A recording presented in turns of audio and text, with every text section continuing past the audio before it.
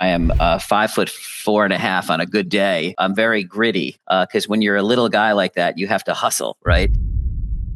That resulted in business for me that went on for like 5 or 6 years. That was probably $5 million, in gross revenue. It was an incredible amount of business. 90% of the people that I meet don't do what they say they're going to do. So if I can be the 10% that do say what I'm going to do, then I'm going to distinguish myself.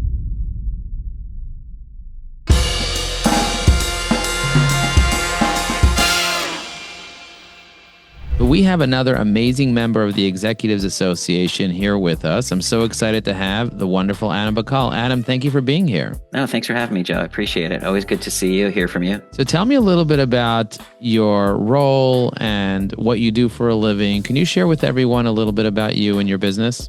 Sure. So I work for a company called Creative Office Resources, or CORE, C-O-R, and we're located in Manhattan. And what I tell people who don't know a lot about our industry is that I provide office furniture solutions. And so what that means is when companies take new space, or they're trying to get people to come to the office more, or they're reconfiguring their space or expanding, that's typically when they get me involved. And I work with building architects, commercial real estate brokers, owners' representatives who run large projects. And those are my spheres of influence and the people who typically bring me in. And while most people who don't understand about office furniture or contract furniture, is that, it's not like, hey, this is a chair and this is comfortable. This is like, come sit on it. It's a very technical field. We're working with all the experts on the construction portion of the project. So that includes IT and technology and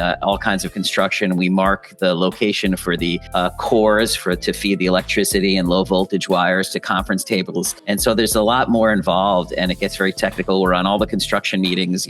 I have project managers, we have designers, so it's a really deep, it's nice because you get to see things from the beginning when there's nothing, and you get to see a beautiful completed project that you can collaborate with the client on and with all of their, service providers. Wow. I didn't expect that from an office furniture guy to really it's like a whole world. That's why you call it solutions. But I think solutions is such a loaded word. Right. And what you just described was like, you guys do like 100 different things for a company that normally they would have to do themselves or hire a full-time project manager to do. And you guys are just like, hey, just buy the furniture, pay a good price for the furniture, and you get X, Y, Z, and everything and ABC all done for you at no cost. Yeah. When it comes to laying out furniture, which is usually the most challenging piece, you have this big open space. You say you have a number of people you want to fit in there. And some people have architects who provide the space planning for them. That's a portion of our services that are included.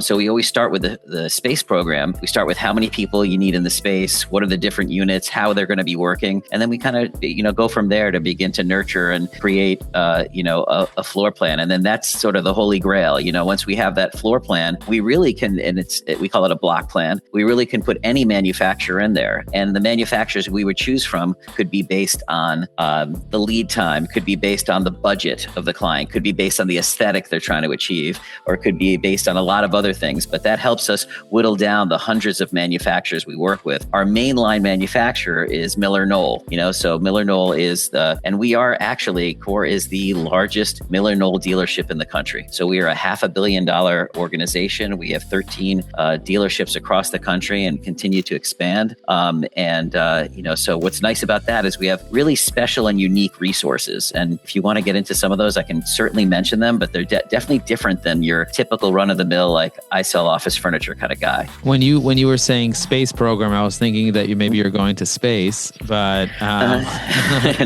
But you help people with their feng shui in their office. Like that's the idea. Make sure that everything's working correctly. Is that the idea? Yeah. Well, the feng shui I think can be a little more aesthetic. So people sometimes have interior designers who make some of those decisions, but we work with them. They need samples from us, or they ask us to provide those solutions. But I think there's two distinguishing characteristics of our organization. One is that we have a group called Core Studio or COR Studio, right?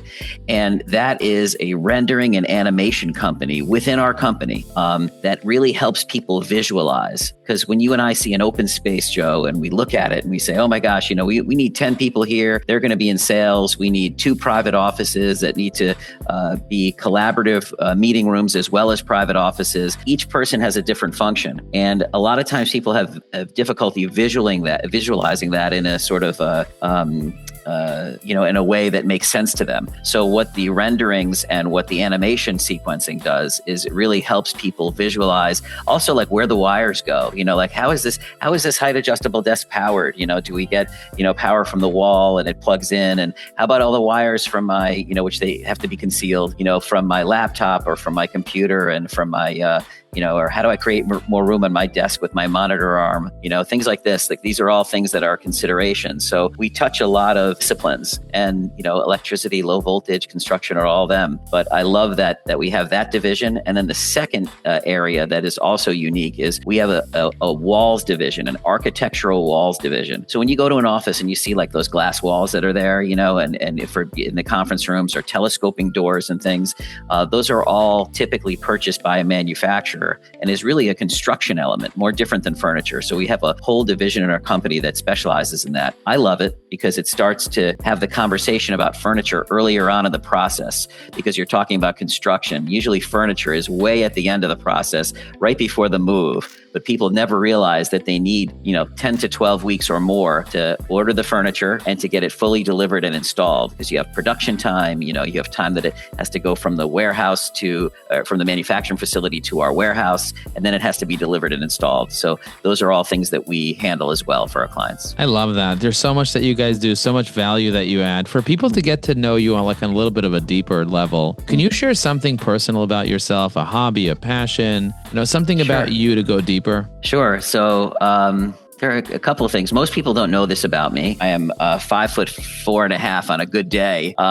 So I spent a lot of time. So a lot of what I do, I find is I really try to, I'm very gritty because when you're a little guy like that, you have to hustle, right? So I think it says a lot about my personality. I was also the only white person on my basketball team in high school. So that was also a little bit different. And I'm also an avid tennis player and pickleball player. So I like, I enjoy playing, now I played in college and in high school as well. I was ranked in the USTA. Like I really enjoy those things. So I'm a very competitive athlete, even though like when most people meet me, they would be very surprised to hear that. Yeah. Wow. And I don't look at it, and I don't look at it anymore. That was like 50 pounds ago, Joe. So, No, you don't. I was like, oh my gosh, that's crazy. I had no idea about that at all. Do you like watching sports? Do you have a favorite sports team? I love watching sports. It's funny. I like sports in the general category. I can watch cornhole on TV. If it's competitive sport on ESPN, I will watch it or I will play it, and I can watch all sports. I'm just finishing up watching a lot of the US Open on television. It's been awesome in Forest Hills. I watch pickleball on television, and I watch it often for strategy and for what they're doing. I watch WNBA. I've been really getting into, and college basketball and football. So I think of any sports on television, I'm interested in watching it. To me, it's like a beautifully choreographed dance. So it's like entertainment to me, but not so much. I'm not like a fan of a particular teams where I'm a rabid fan of the Yankees or the Mets or something. I'll go watch anything. Yeah. Awesome. Good to know. I think we even watched at one point. We may have even watched a hockey thing somewhere in New Jersey at some point. You may have even been there. I took you, Joe, to your first baseball game ever. I took you to a Mets game. Yeah, I remember that. We were at an event together, and you said, and I said, we're really close, to Shea Stadium or City. It was Shea. It was Citi Field at the time too. So I said, why don't we go to the game? And you and I ended up heading over there, and we had a good time. Whose office were we? Somebody was doing a hosting in office? It was Paul Paul Newman. Newman, and he had an event at his place. I had just finished, and I was all sweaty playing ping pong with Jay, right? And then you and I ended up, and I said, I was feeling, that competitive, juices were flowing through me, and I said, let's go watch a baseball game. Yeah, I drove. We hopped into my car and we drove there. Totally. That was amazing. Yep. Oh, that was such a great time. How did you first hear about the executives Association, and what made you decide to join? So I started getting repeat referrals from a couple of from a guy named Tom Bradbury, who's an old member of the organization. And this goes back. I've been a member for over 20 years. I've been at different organizations, Joe. But what most people don't know about me is every time you change organizations, you have to reapply to the Executives Association. So I've only been every job I've ever had has been longer than 5 years. So I've only had 4 places I've ever been at in my life. But when I did start there, Tom Bradbury was giving me a lot of business, and a guy named Brian Rothschild is giving me a lot of business. And I asked them, I said, you guys, I really enjoy working with you. Where else do you get your business? I started asking questions. They invited me to a couple of meetings, and I loved it because it was like BNI on steroids. I said, wow, these are business owners. So we're talking to the owners every week. We're meeting with owners. That's terrific. And then I started really thinking about, networking was a big part of my business.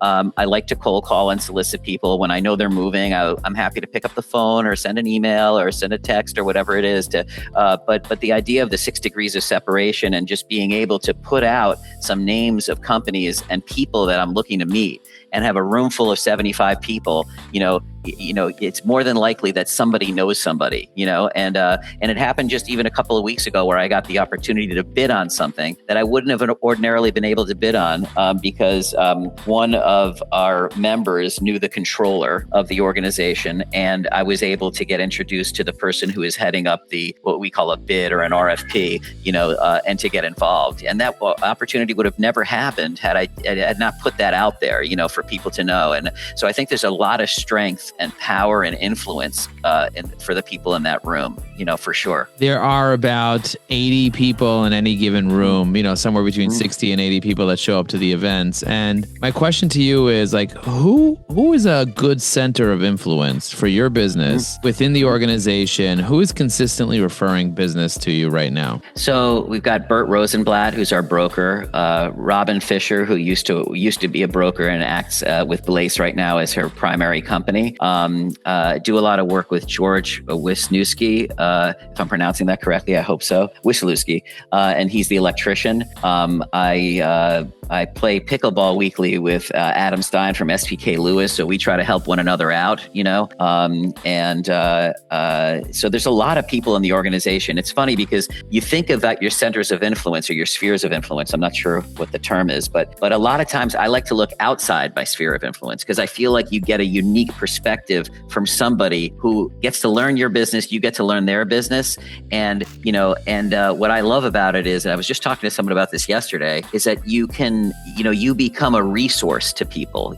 Someone says, oh, Adam, yes, I sell furniture. That's true. But I solve problems. We said, well, I'm a solution provider, right? So when someone has a problem, I want to be able to tap into the resources. They need something. I want to be able to tap into the resources. And I know that if I meet those people in that room every week, because we have meetings every week, 4 to 5 times a month, there's events that those people are going to feel obligated to me and I feel obligated to them. And they're going to help me if I have somebody that needs their help. So having that kind of influence is really important to me. And I think it's another thing that differentiates me. I want to be helpful outside of just the world of, furniture. I want to be helpful in a lot of different ways and be a resource. So I love that. And you've been a really good resource for me. You introduced me to lots of people, lots of events. We even went to baseball together and all the amazing jazz. What has been the most significant financial or business opportunity that you've received from Executives Association over the past 2 decades that you've been a member? Wow. So I would say there was a member, and I'm blanking on her name, but she sold office, not supplies, but office, what's the word I'm looking for? Promotional products. It was before Joanne Ballady, right? And she introduced me to someone at the Rockefeller Group, and just someone she had met with. And I came into their office, and the gentleman said to me, we met, we spoke. I liked him. He liked music a lot, and I had some, connectivity into the music world through some friends. And he said, Adam, he points to his filing cabinet, and he said, Adam, I want to make this legal filing, and it's letter filing right now, and it's really frustrating me. Can you help me with this? Because we have all, legal size folders. And I said, yeah, sure. And I FedExed him like the next day just something that you can put in to transfer from letter to legal. It changes the direction of the filing. And that resulted in business for me that went on for like 5 or 6 years until he retired. That was probably $5 million, in gross revenue. It was an incredible amount of business. And it really started a lot of times, so it's solving a problem. To me, it always starts with somebody, solving a problem. And that is how I built a rapport with him, and he saw me as a person who could help him. And, and that trust got created like instantly, so I love little problems, like little problems people have. It doesn't matter what my wife's a clinical psychologist. That's something different about me. So I know that when people need real help, I can direct them and she can help them with other people she knows. And then also when they need, material things or things to help with their business and professionally, that I can help them as well. But that's a really good one. Yeah, I love it's a really that. good one. Yeah, go ahead. You had one? Yeah, I have it. There's lots of others too. I mean, there are lots of other examples of, we just had a new person start, Nicole, who's from Cydnis Architects, right? And she's the new architect in the group. And she had come on from Alexis at Barst. And she and I had been talking prior to her coming on. And I really liked how she was so good at her job as an architect that I thought she was representing Alexis, but she, the client, who was the client and who's our member, but she wasn't. She was representing the landlord of the building. And I said, how impressive that you're looking into all these details for the landlord. Like I never get into this level of detail with designers I work with. And then she called me up when I was in Abu Dhabi for a client, and she had a couple of projects that she referred to me. And I did those projects, and I brought in Matt Schwartzberg's group, Steinway and now Blueprint, to handle the delivery and the installation.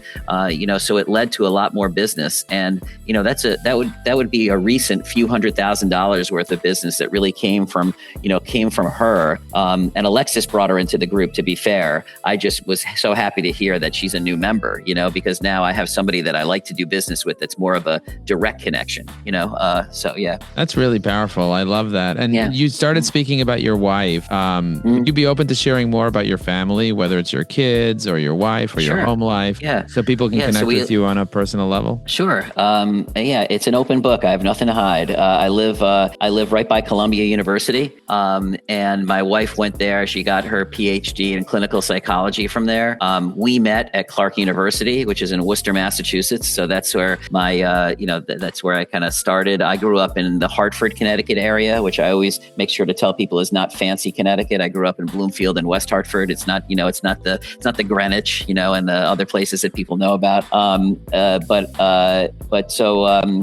my wife and I have been married for 26 years. We met at Clark University. I have 2 children. I have my son who's 22 years old, who is now a senior at Clark University. We had no influence, and everyone says, come on, you did, but we had no influence in having him select that school. But he's going to get his MBA there as well for his 5th year. And then he'll be out either in the job market or he'll be potentially being another psychologist in the family. And my daughter is a senior.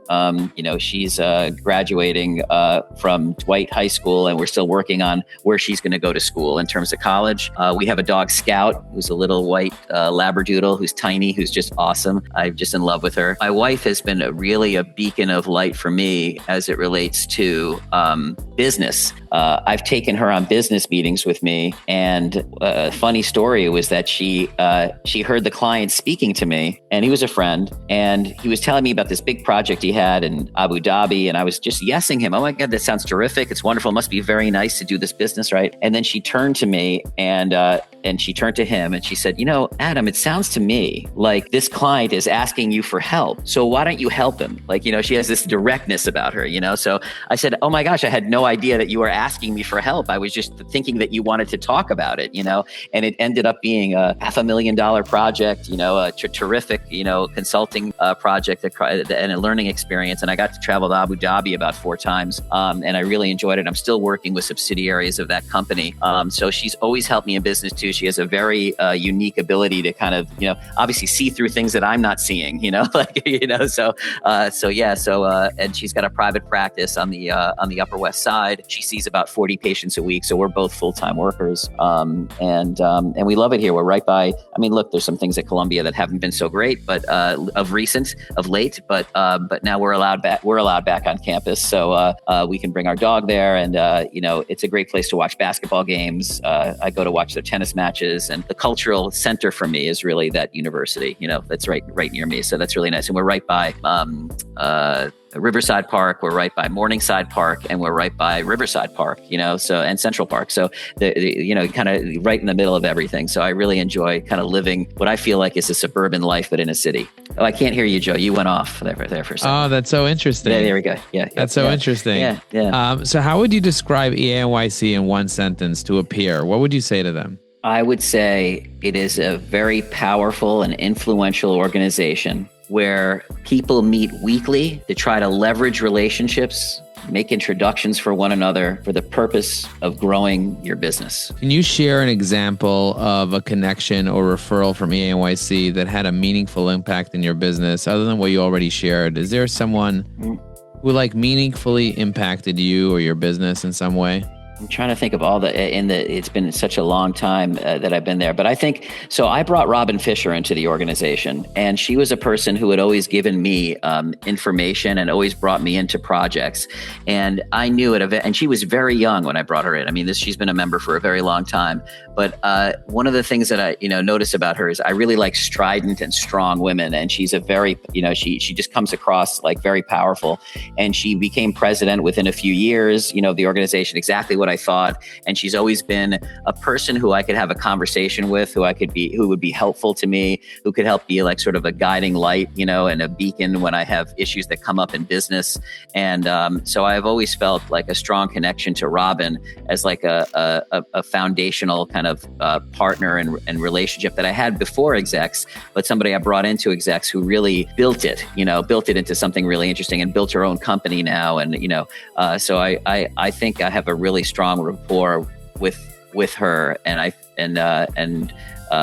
feel like I could call her for anything and she'd respond, and I'd do the same for her. Wow. Yeah. I love the relationship that you have with her, and she's fantastic. Me and her also went very deep, and she referred a very large client to me early on when I just joined. I'm a member for over a decade. So yeah, very, very good people. Really, really awesome.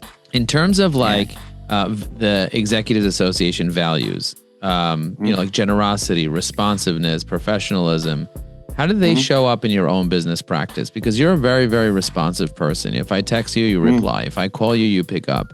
Like how do those values show up with you? Well, so I always was taught, for every action, there needs to be a reaction, and sometimes not right away, but sometimes, so I think that's just always been inbred in me. And I also feel that 90% of the people that I meet don't do what they say they're going to do, So if I can be the 10% that do say what I'm going to do, then I'm going to distinguish myself, and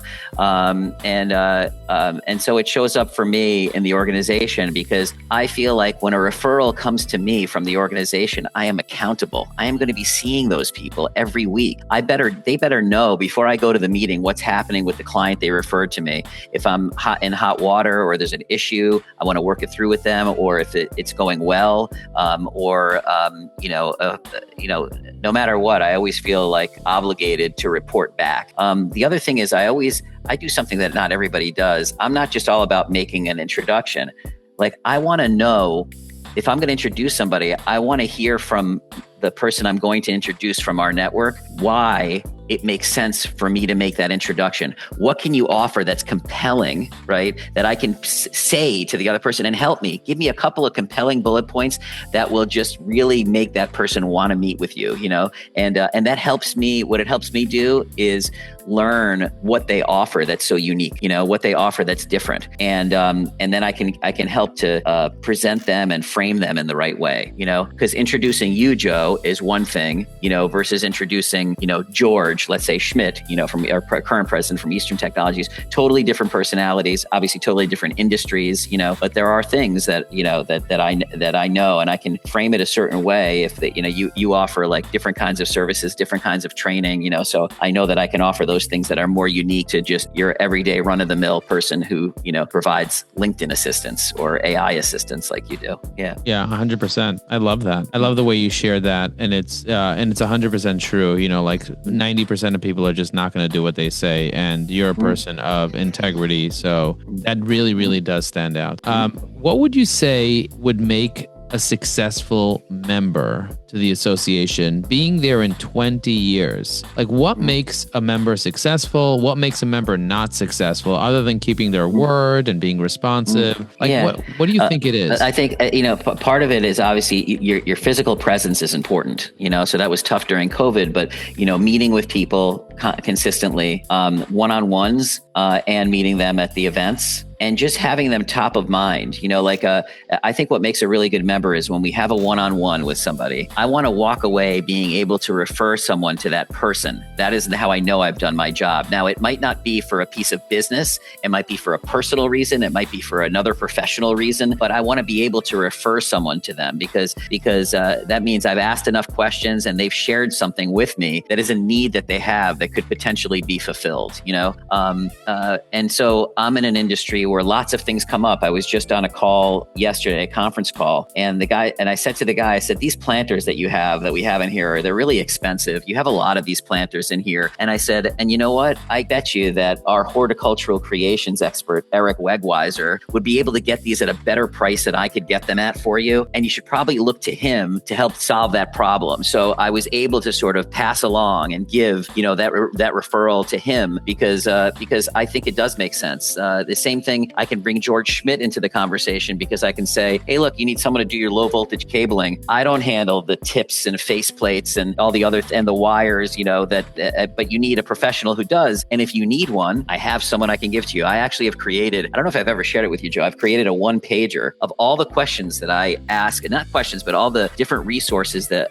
within Executives Association and all the members' names that are there to ask the right questions from inception of thinking about office space and talking to a broker and an architect all the way to the move at the end of the process, right? And everything in between. So we have probably 10 different members, because when you relocate, it's the time to talk about your insurance. It's the time to talk about new things, so it really brings to bear a lot more opportunities. So I love that. I think that what makes a really good member is being able to bring in other members into opportunities and figure out a way to bring them in. And also, to me, having a curiosity to understand a little bit more about somebody else's business so that you can explain it and present it in a way that feels like of course I want to meet that person, why wouldn't I want to meet that person, so. I love that. And you have that spark of curiosity. You do ask a lot of very thoughtful questions. We're at the table. I always enjoy being at a table with you because you're always drilling down a little bit deeper and making special connections that people typically wouldn't make. You're very, very thoughtful, and you go pretty deep. So I love that.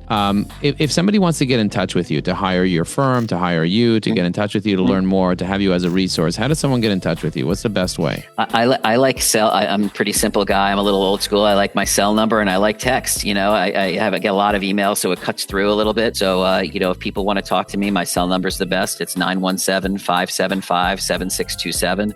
They can also send me an email. I think that's the best way to connect with me. And then I usually have an initial call to understand, I always say their vision for their office. Like, what are you really looking to achieve, right? And let me help to understand what your vision is. And I always look at myself as I'm helping navigate that vision. I'm not leading the vision. You're leading the vision. I'm just helping you collaborate, and I'm helping collaborate. I'm going to help navigate. And so that's finding the things you need to get to the end result of what you want. So I think having that initial dialogue, just to see if it makes sense to work together, is always just a great place to start. And if it doesn't, I'll say it. If someone else is better suited for doing what I do, and you need, a different kind of furniture, or you need something that's like that I don't offer, offer or that's very unique to a specific manufacturer, I'm going to say it, and you're going to know it, and you're going to get better, good advice, and good direction. I love that. That's a beautiful thing. If somebody was on the fence of joining the Executives Association and they weren't sure if it was the right thing for them, what would you tell them to maybe persuade them to want to join? What would you tell them about EANYC to make them excited? Well, I often tell people, don't just stop at one meeting. You went to one meeting, come to another meeting, and I like to have them come to a meeting and one of our social events. So they get a true taste of what the organization's about. So I would say that first, to definitely make sure you go to a couple of meetings and come to a couple of events. Then what I would recommend is meeting with one-on-one some of the people that make sense for them to meet. George brought back the little books we have, so you can see people's pictures and really quickly, and you can see what categories of business that they're in. And I often say to them, why don't you pick somebody, one or two people, let me introduce you to them. And then I say the same thing to them as I would to an execs member. Hey, what about you and what you do is so compelling that they should meet with you? I'm sure they'll meet with you. They will. But what should I say about you?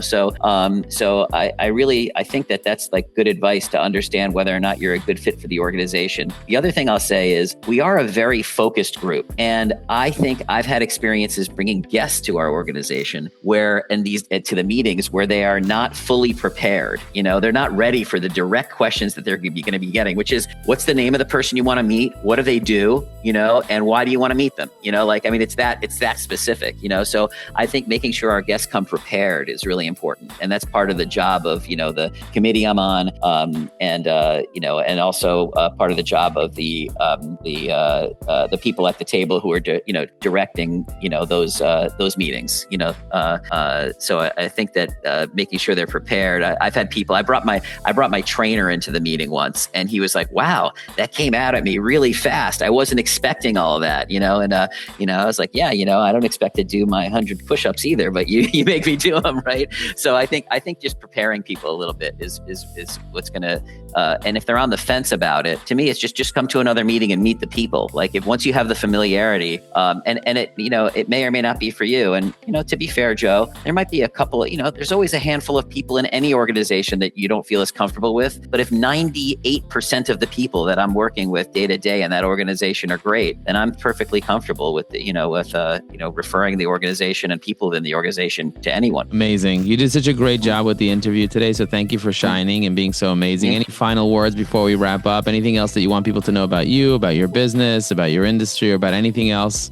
What I say in my commercial at the end of every time we go around the room is, if the word furniture comes up in conversation, think of me. Trying to simplify it. Think of me. I will help you. I will direct you. So the word furniture comes up. I always say to people, think of like the easy button, from Staples, it's like, I'm the furniture easy button. You just press the button, call me, text me, email me, and you'll have an answer and you'll have some good direction. Because I think I can offer that to people. Awesome. Thank you for being here. God bless you. And we'll see you again soon. You got it. Thank you. Ready to expand your opportunities? If you enjoyed this interview and would like to know more and be part of us, join a trusted circle of New York City's top industry leaders. Apply to join EANYC today.